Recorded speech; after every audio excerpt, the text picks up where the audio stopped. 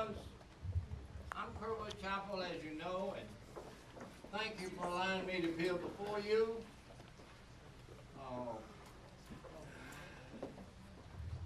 This is what I found when I became your council member 20 years ago.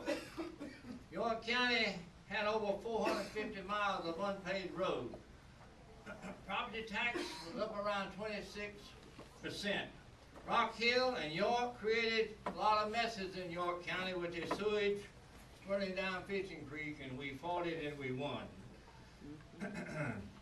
Had nasty dumper boxes all over the county. We replaced that with your nice convenience centers. Had a hazardous incinerator that was killing our people, our animals, and our environment. State, federal, DHEC, no one would lift a finger. I was in the veterinary business with Dr. Mtg, and every dog and cat and cow and horse was coughing, and every man was coughing in that area, and nobody knew what was wrong. Honorable Dr. Saxo, I'd like to pay a tribute to him, Mr. Chairman. He led the fight, just deceased at 104 years old about 2 weeks ago. He led the fight as a biologist. And he fought and he brought the people in here, and we paid for it out of our back pocket. No federal or tax dollar was involved in fighting. We couldn't get a hand lifted from no agency. And we did it ourselves. And we left people with cancer, and they buried people from inside that plant at night. They'd opened the incinerator and get rid of the scrubbers, and they're putting 50 times a night through there, and it scrubs cancer-causing organisms all out through our county. And we fought it and we won. Our contingency fund was down to zero. York County has just lost all of its interest by a county manager investing our monies into junk bonds in New York City. We brought our money back. We got our interest, but we lost 2 years of interest, and we put it with the state banking system. We had a county manager problem that served only the special interest by abusing zoning powers and manipulating property and citizens of their property and acting like a little Hitler to the public, and we took care of that. And then we had issues that were never addressed, such as landfills and the garbage. Volunteer fire departments being ignored. And those 500 miles of 450 miles of dirt road, I want you to know we have now paved every one of them. I want to tell you about my 20 years here. You know, we can all brag and say, me and mine, but I don't sit here for that. I sit here for you and them and they. For 20 years.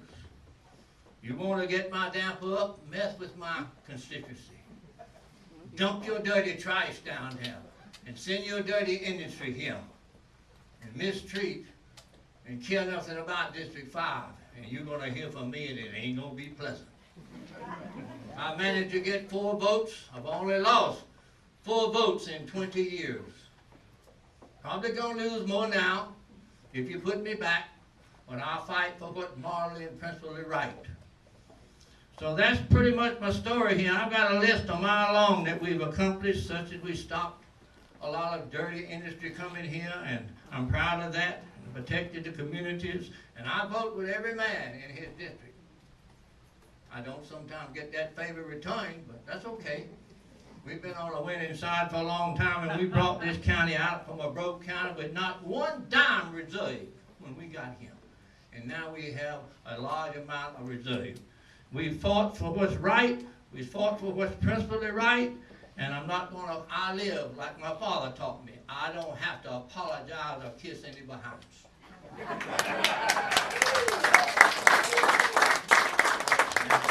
There's a list here a mile long, but of our accomplishments, you pretty much know. You take the paper, you listen to the radio, they tell the truth sometimes. These are outgoing issues if I'm elected back in this seat. We're going to revamp the Economic Development Board to actually move and try to persuade small business from Charlotte and other North Carolina areas of Georgia to come into York County. Without raising taxes, we began to concentrate on repairing our heavily traveled roads rather than extending funds on any new ones. These are county roads I speak of. Eliminate and clean up regulations that are strangling the people of York County. It's time to revisit our zoning standards to lighten the load on our new businesses. And I'll say to you right now, and I've said it for 20 years, and I've been able to bring about a lot of improvement. If these zoning outfits had been here when they got off the Mayflower, they'd have still been over there on that sandbar. Trying the American people to loose. My problem has been to unwrap that rope that you put around you, round and around, and choke you to death. But there's one part of that body they don't cover up, and that's your pocketbook. They keep that available to choke you to death and take your monies. And enough is enough. Government is not supposed to do for all people, or free people, what free people better do for themselves if they value their freedom. Right. And that's how I sit on this council. Freedom is like your health, ladies and gentlemen. You didn't know you had it till you lose it. Right on. And I protect that every breath I draw, and every statement I make, and every time I hold my hand up, and every time I stand up. That's what I fight for. Well, no new taxes if I'm elected. We will continue to fight for justice and fair play for all of our citizens. Well, you've heard my story, and you've heard my song. The chair I sit in is your chair. That's true. It does not belong to me or to the government. It belongs to you, the taxpayers. That's right. I was not elected by the government. That's right. But by you, the taxpayers. I do not represent government. I represent you, the taxpayers from District 5. That's true. Ladies and gentlemen, the choice is yours. I thank you, and have a good night.